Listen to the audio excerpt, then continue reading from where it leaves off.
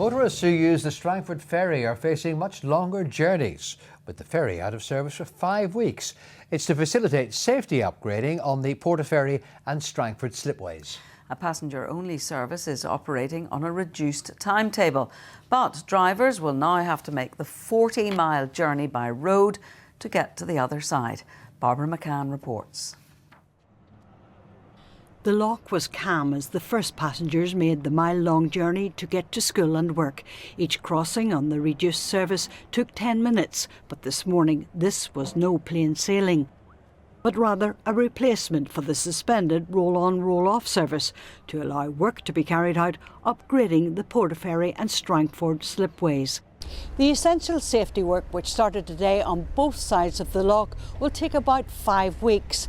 The vessel itself, as you can see here, is much smaller, and the service will be much reduced with passengers only. For motorists who use the daily ferry service, the alternative is a journey of about 40 miles by road to get to the other side. There's a lot of traffic going from this side up to Newton Ards, and that's probably going to be the worst part of it.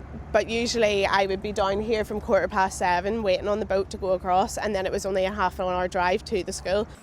A replacement bus service is being provided for students of Assumption Grammar because they have further to go than others in Downpatrick. Those arriving from Strangford face the same inconvenience. Thank goodness something's in place, because there was a lot of worry and anxiety about what was going to be in place, what alternative. And it kind of led a lot of frustrations among people, including ourselves, and how we're going to get up to school and how we're going to get to work every day. But thank goodness that was put in place. Concerns have been raised about the effects on tourism, but local representatives were on hand to monitor the arrangements. Health and safety is important, especially for our ferry, because we depend on it so much, as you can see. But we need it done. You couldn't do it during the summer, it would destroy tourism. You couldn't do it over Christmas because it would just be chaos.